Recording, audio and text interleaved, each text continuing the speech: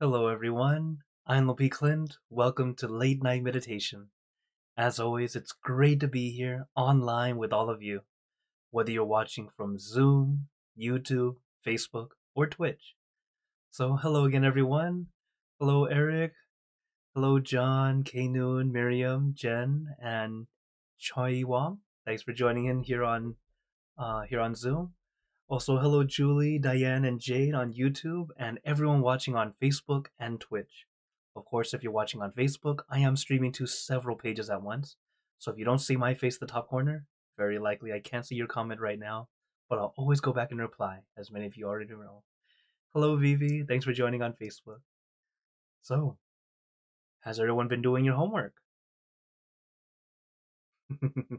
Okay, very good. For those who are new or may have forgotten, the homework is whatever you're doing, have relaxation and awareness. It's a great way to help you practice meditation outside the meditation hall because we know that we need to practice more often, but sometimes you might not have time to sit and practice. I understand. I've had a very busy life myself. So when life happens, sometimes you don't have that time. So a little bit a day goes a long way, squeezing it in anywhere you can. That's why the homework, a way to help you get into a meditative state, or at least start practicing it, even as you do other things. It's why there are many forms of meditation, like meditation in movement, walking meditation, qigong, tai chi. Most of the martial arts are very much meditation in movement. So understand that what it is that we're helping ourselves center to get that balance of relaxation and awareness. And hello, Pat. Thanks for joining in. So, as today is Wednesday, it's our Wisdom Wednesday. So, before we practice, remember, take your time, take it easy, relax your body, relax your mind. Don't force, don't push. Let's enjoy together.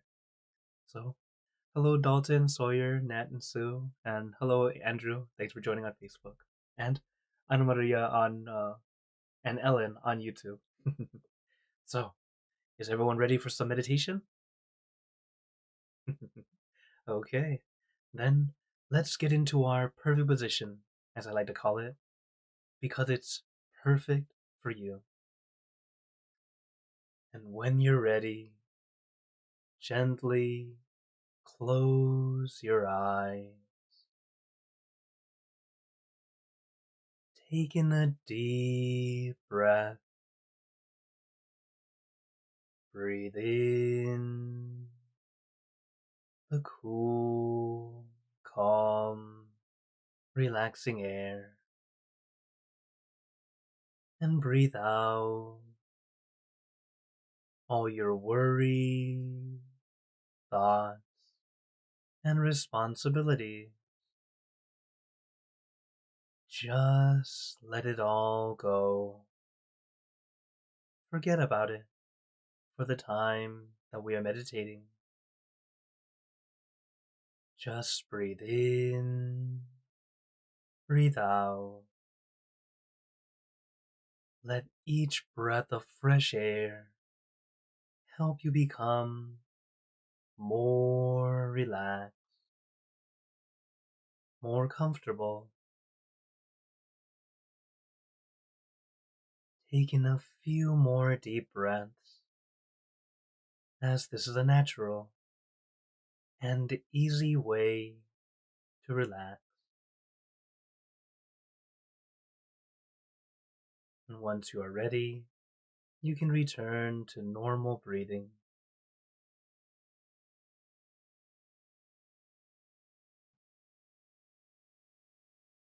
But before we continue, remember to let go of all your expectations. This one is very important. Our expectations really hold us back and slow us down from being able to improve. As meditation is a mini vacation, an opportunity to relax your body, and your mind. As once your body and mind get this nice break, especially your mind will start to have clarity and calm. When there's clarity and calmness, peace arises.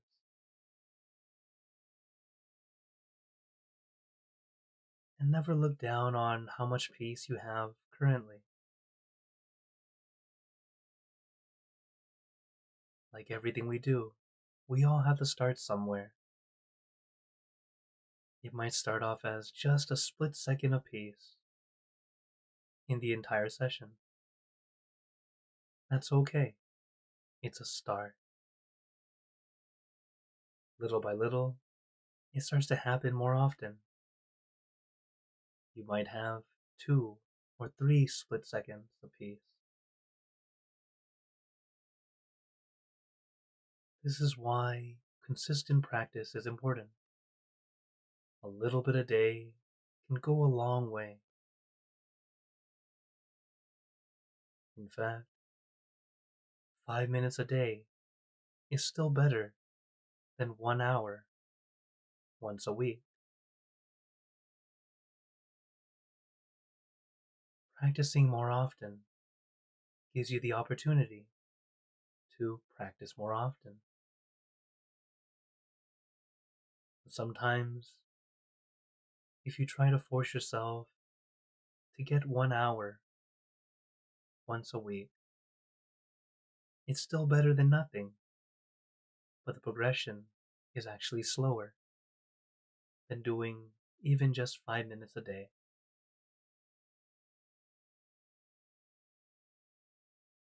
Imagine like you're learning to ride a bike.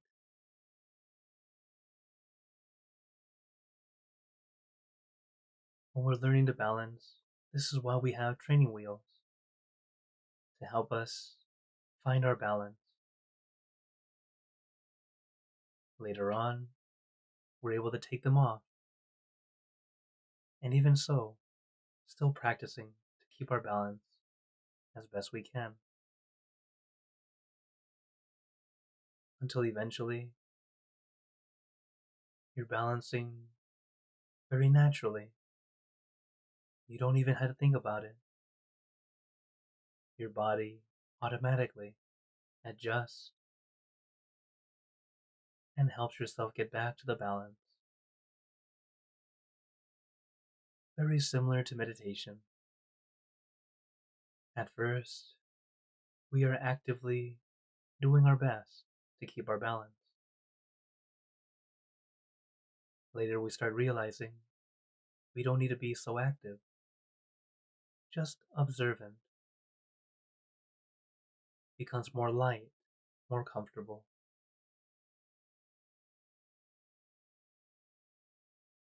And then the balance just starts to feel more natural. You're not trying to do it. You're not needing to adjust so much. There's still adjustment, but much less, because we have adjusted.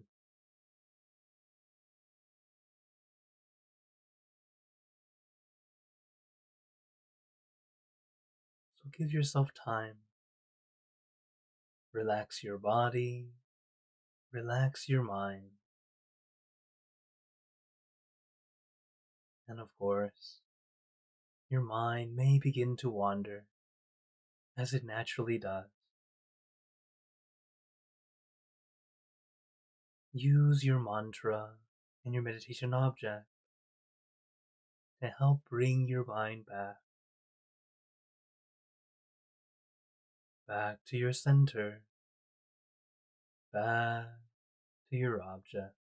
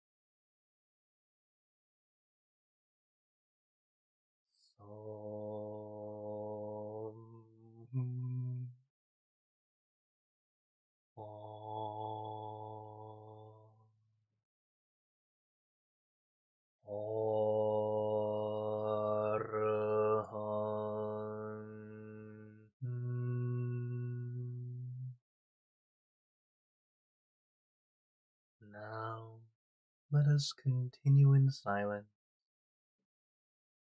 letting your mind be calm, clear, and peaceful.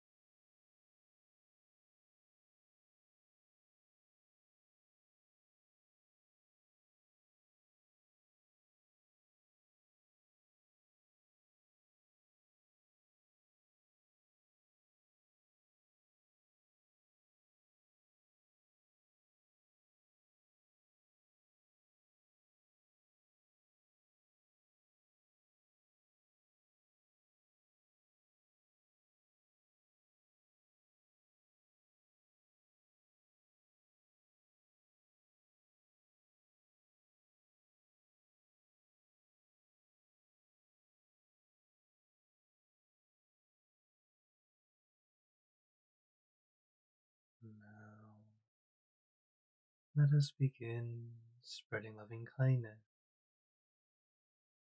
Spreading loving kindness is like spreading out your heart, sending out good intention to all beings. So let us visualize our object and imagine that your object becomes crystal clear, clean, and bright. And at the center of your object, there is a bright light. This light is very special. All those who touch this light are instantly happier, healthier, and more at peace. So we let this light illuminate our body, filling our body with light. Let this light shine out from you, filling the room.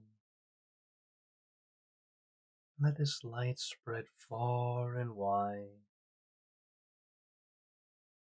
filling the city,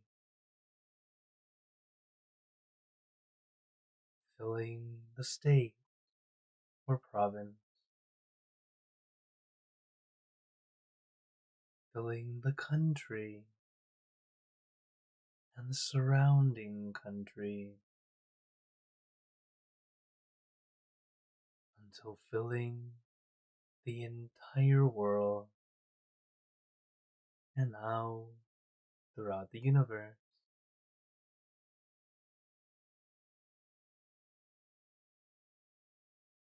Thinking of our loved one, our family, our friend,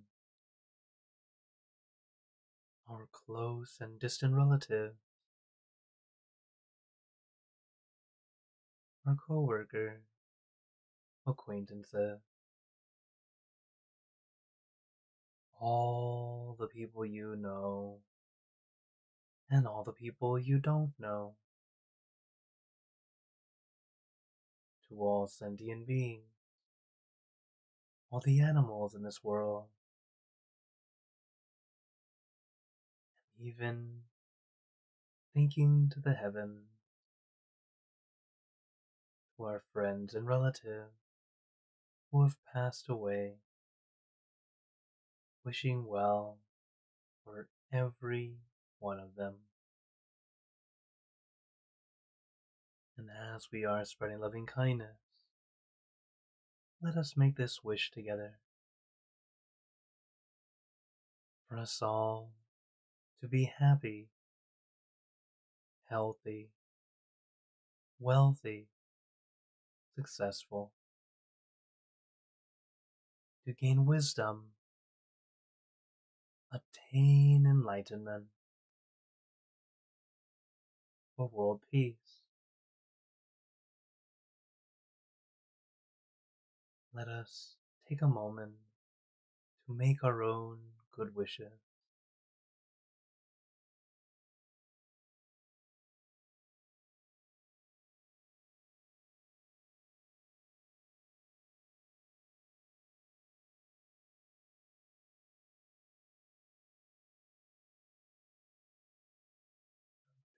Buddha Parapata Pache Nanjayang Palang Arahanta Nanjate Narakam Pantami Sapaso Sapaputanupavena Sapatammanupavena Sapasanghanupavena Sattha Soti Bhavantu Te.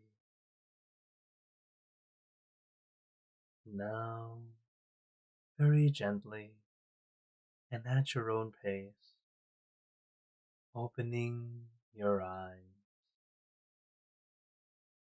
Take your time as we slowly come back. You can take in a few deep breaths, do a little stretch if you'd like, as we slowly Welcome back.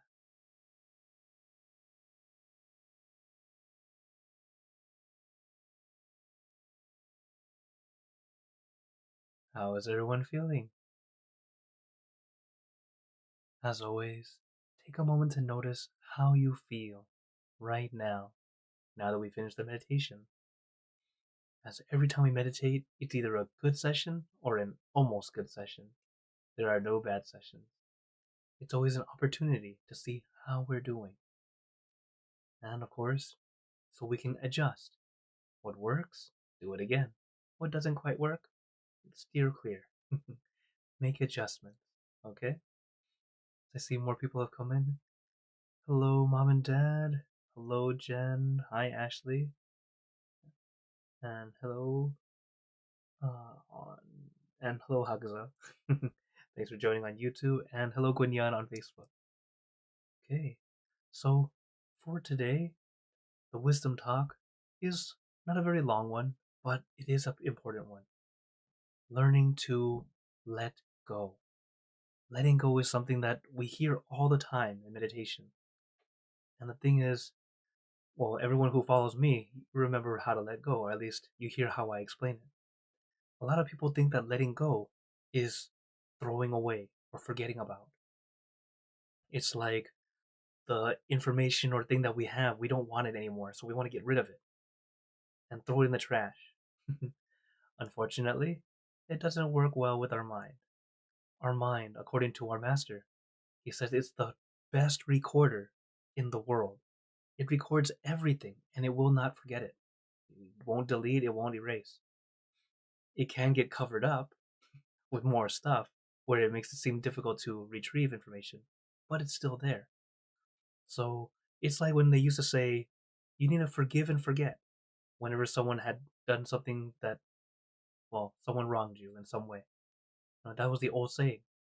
But in reality, we never forget, right? But instead, what they really want you to do is help you move past it. So it's more you forgive and then leave it in the past, or really let go, leave it there.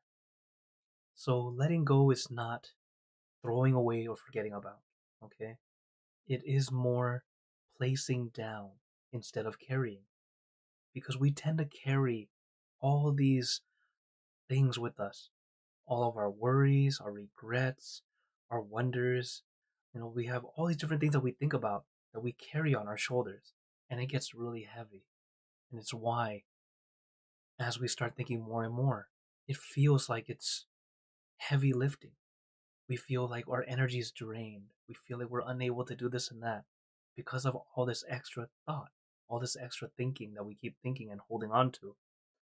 So that's why we learn to first accept. To let go, you have to learn to accept first.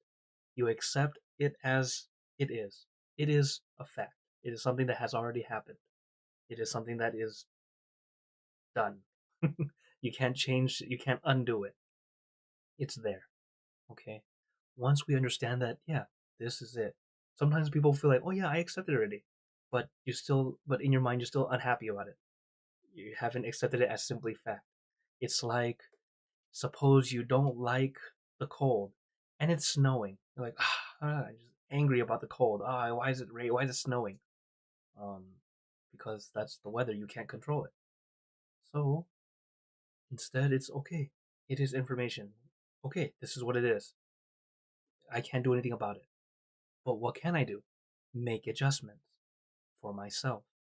So, when it comes to the thoughts that we had that we're trying to let go of, we turn it into first information. It is fact because it's already done. This is information now. Then we do our best to leave it in the past. It becomes information that we remember. Just information. I like to use the analogy of like watching a movie. During the time you watch the movie, we're very emotional. You feel everything. Oh my goodness, especially if it's a good movie, right? You're really in there. It pulls you in. You might get some tears here and there. You feel the energy. Wow, you had that entirely emotional roller coaster in that movie or experience in your life. But if it's a movie, we know it's just a movie. It ends there. End credits, Done. That story's over. It's just a story. It becomes information. It's a lot easier to simply go, huh, it's in the past. It's a movie I have seen. I remember bits and pieces. Uh, and if I take some time to rewatch it or remember it more thoroughly, I can feel like I did back then too, just like our memories. In the same way, we have to take it as information and leave it in the past. It's an old movie, and what's interesting is from experiencing those movies, there are lots of lessons in there. Even actual media entertainment, there are a lot of wonderful lessons in movies, in dramas, in TV, and this and that. Because what makes a good show? Something that's relatable. You feel like, yeah, that makes sense. If it's too out there, if it's if it's all fantasy, then okay, sure, that's fine. Like you're just more having fun with it. But when it becomes more relatable, it's still fantasy, but still, oh, I can imagine that actually happening. It pulls you in more.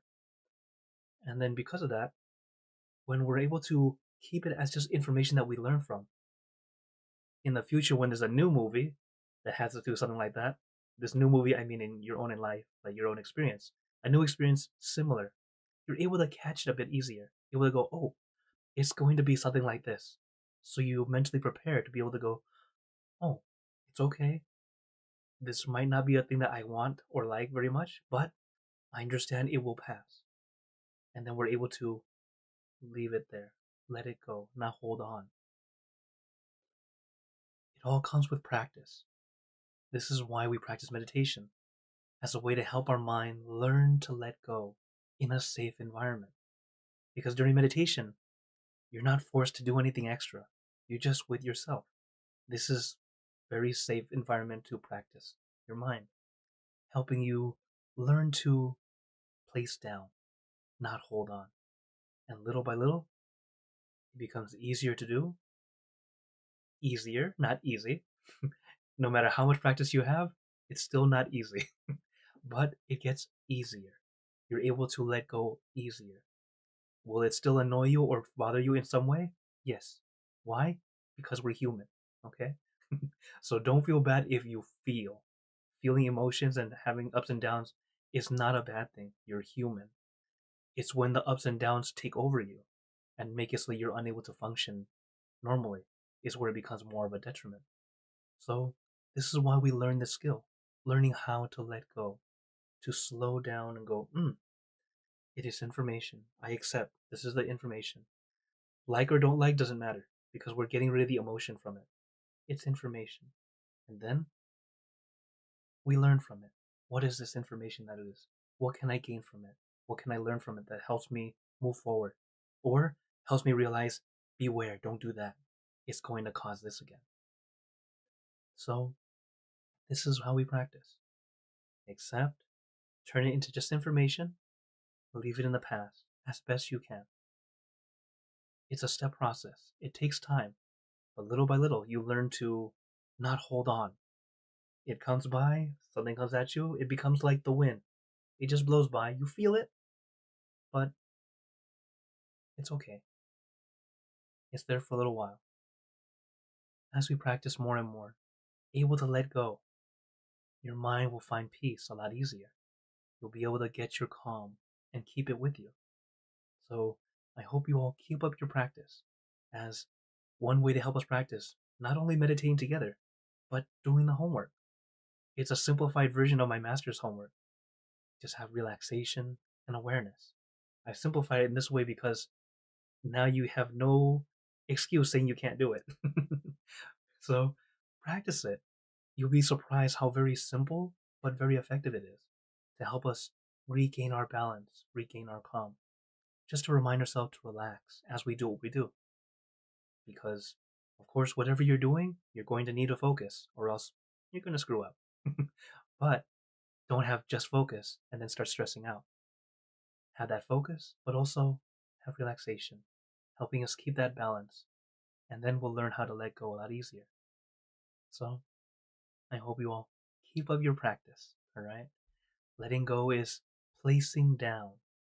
It's okay, you'll be able to come pick it up later if you need it, but you don't have to carry it all the time, okay?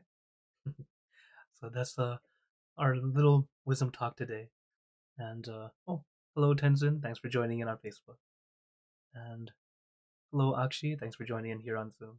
Oh, Kenyon has a question. How does Buddhism view or interpret various symbols like white birds, for example, or does it assign meaning to them at all? Okay, well, thank you for your question. In Buddhism, in general, uh, we don't try to look for signs in that way, although there are different things that do happen in your life that tend to have a symbol to you, and it can feel very encouraging. If the symbol is something that's more encouraging for you, it's very much like the meditation object. Great. But there is some symbolism. For example, lotus blossoms, the wheel of samsara, or really the eightfold wheel for Buddhism, which is actually the eightfold path. Uh, but in general, we're not really looking for signs. We're doing our best to do the good we can today, because it really is your effort. The more you do, the more you gain. And the less bad you do, the less bad you're going to add. So we're all practicing, doing our best to be who we are. I'm sure there is other symbolism in Buddhism, but I have not researched or really gotten into that much. For me, I'm the type that likes to look for applied Buddhism, meaning what can we use that's not just theoretical, but so that we can use today. That's why you tend to hear me talk about things that we can do today. Like last week for a new moon, that was something new for me, talking about heaven. I don't normally talk about heaven, but so I share whatever you guys information you guys are interested in. But in general, I like to share wisdom that you can take today and use today. So, uh, is there symbolism? I'm sure there is some, but I haven't really taken that much time into that. Okay, but thank you for your question. Okay, here are a couple questions from YouTube. Hello, Hakuzo. He says, "Do you still have contact with your masters, and are you still learning from them?" I will always continue to be learning from them, um, as there's always something new that you can learn. And actually, as I have learned more and more, I start to appreciate the wisdom I learn from everyone. There are things I've learned from even yourself, Hakuzo. There are many things that I've learned from everyone here that I'm watching, are watching and viewing, and even times that we get to chat. That I continue to find wisdom in little things that I myself didn't get to experience, or sometimes little things that help me make this page better, to improve in our project, this and that. So always learning. But am I directly connected to my master directly? Not quite. I can't contact him directly, but I can contact other nearby masters who I can ask and consult. So yes, I'm still able to do that. I usually consult the monks that are around me first, because just the monks around me already have quite a wealth of knowledge, and also because thanks to technology, they are also able to find it for me a lot easier than I can. The information, depending on the language that it happens to be in. Okay, another question. Are monks allowed to be in a relationship even though the vow of celibacy is in place? Okay, so for Buddhist monks in the Theravada tradition, so like for myself, we will not have, we're not allowed a romantic relationship. We have a vow of celibacy. In other sects of Buddhism, some of the monks do have a family. It's similar to Christianity and other religions, where, like for example, Christianity compared to Catholicism, they're pretty much the same. But then Catholic priests will not have a relationship. They will be celibate. It's kind of like that, where it just adjusts depending on the sect of Buddhism. But so if you have a vow of celibacy, then yeah, during the time you're a monk, you will not. You should not. If you do, you are no longer a monk. But yeah, so as but for example, some monks who eventually leave, if they want to leave and they want to have a family, totally fine. It's during the time that you're a monk, you do your best, and this is about Theravada tradition. Like I said, Some traditions they allow a family. It adjusts from culture to culture. Okay, another question from Hagazo. Ah, this one's interesting. He says, sometimes people reincarnate as animals. How do they overcome and generate karma, then return to humanity if they have less ability to do so? Yes. So I have mentioned that with karma, as a human being, we're actually the optimal being that's able to make a lot of merit, a lot of bun, so a lot of the good karma. Now, it does not mean that animals cannot make good karma. They can, from as simple as caring for their spawn, their cubs, their family. They actually do that. Uh, but animals, it's a lot more difficult because, in general, they're all trying to survive. Correct. So if we look at animals in general, the animals that have the most merit, guess where they are? You can probably guess. They're not very far from you. Your pets. They are the ones that have the most merit. Why? There's someone caring for them. They don't have to worry about trying to survive because they have someone caring for them. They're very lucky in that sense. And so when they are able to have food, they have shelter, they have all their needs met. For example, Maslow, he is a psychologist. He had this right in this sense that before you can start working on spiritual, like your own spiritual journey, you need to have a certain amount of, like certain amount of needs met. You need to have your food and water, your shelter, clothing, safety, right? When you have all these things, or like pretty much everything just to live is okay. Now you're ready to care about others, care more deeply. What is it you can do? But many times when you're suffering yourself so much so that you can barely survive, it's very difficult to work on spirituality. So with animals, that's why your pets are the ones that have the most merit and have the biggest opportunity to do more goodness because they can share their food, they can give it away, they can help out this and that.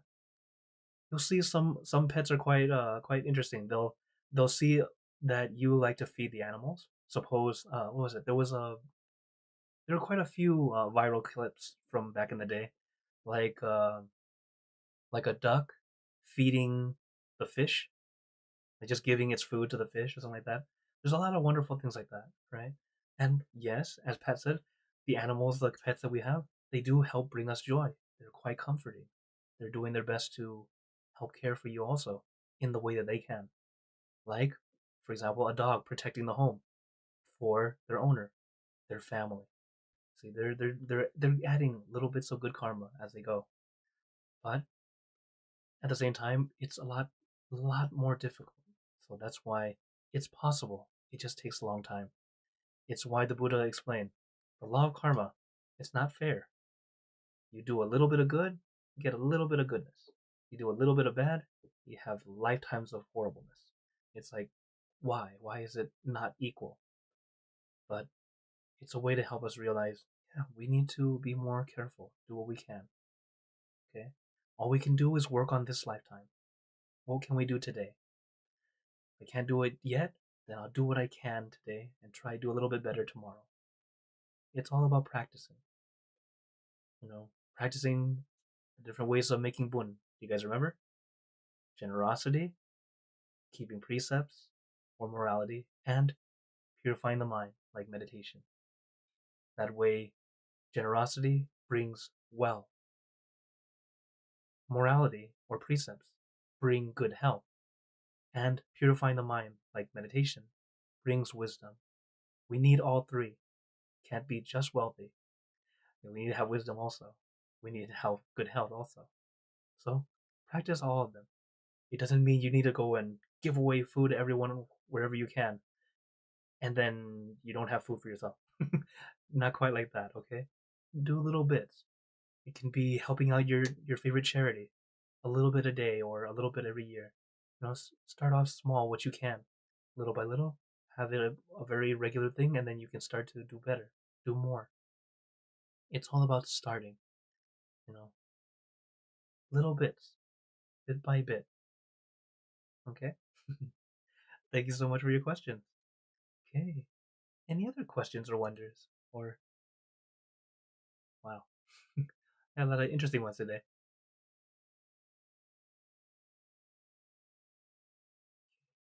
All right, no questions.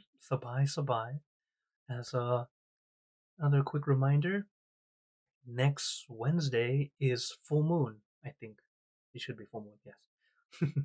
So next Wednesday we won't be having late night, but there will be full moon meditation, which starts 1 hour before the session, but goes on until a little after. So that's why we won't have late night, but at least there'll be full moon. Enjoy.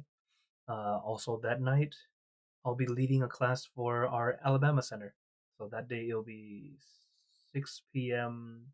Central, which is 7 p.m. Eastern. Uh, but anyways, you're welcome to join in on Zoom if you like. As I'm always glad to be here with you all. Oh, Vivi shared something. She says, "Some cows whose lives I saved cried nonstop when they were freed from suffering. Why so?" Ah, so it is a very common thing to in Asia that uh, they will free a cow. In Thailand, they do this a lot, where you can go and buy a live cow, of course, and then after you buy them in the intent to free them from the slaughterhouse, free them from being killed to be eaten. So then a farm will take them in and have them just help graze. They'll just be grazing the area, so that they'll get to live their life completely. And the thing is, yes, and fish. But in this case, talking about the cows, is that you'll always notice that they tend to be crying. You'll see tears coming from their eyes, and a lot of people wonder why is that? Why are they crying? What's going on? It's tears of joy. They realize what you are doing because they realize that they've been chosen to not have to follow everyone else to this place that no one comes back from. So yeah, a lot of times we think that animals are lesser beings. Kinda yes, but even so, they can understand. They do feel. They understand this and that. Our master nun, well, our master nun Kunyai. There was one time Long Bu, our master, our great master during World War II. He asked her to look into, because they're high level meditators, to go and look at other animals. Look at their soul. What does their soul look like? Look at human soul. Look at like animal soul. What does it look like? So does it look like an animal, like they do? And goes, no, they all look human. Every soul looks human. We're all, that's what we truly are inside, even though the form is different. This form is temporary. It's our home that we're using right now. That's why as we change from one life form to the next, we're still us, just in a different body depending on our karma. And then from there we do our best in what we have, and then move our way back. So that's why whenever you release the cows and you see them crying, they know. They're very grateful. And they're just unable to say it because we can't communicate with them. So, yeah, that is why. Thank you for your question. So, as now time has come to a close, but of course, feel free to stay on here on Zoom or send me a message or a question on the QR code or on Facebook or YouTube, or whatever you're watching from. So, I'd like to give you all a blessing before we go. May you all be blessed with happiness, good health, wealth, success in your lives. May you be surrounded by good friends who will always guide you into light, in times of darkness and in times of need. And when you close your eyes to meditate, may you attain inner peace easily and quickly in every lifetime. So thank you again, everyone. Have a wonderful day or night wherever you're watching from. And remember, a smile a day keeps the stress away. So everyone, keep smiling. Let's brighten up the world together. So for everyone on YouTube, Facebook, and Twitch, see you guys next time. For those on Zoom, feel free to stay longer if you'd like to chat. Take care, everyone.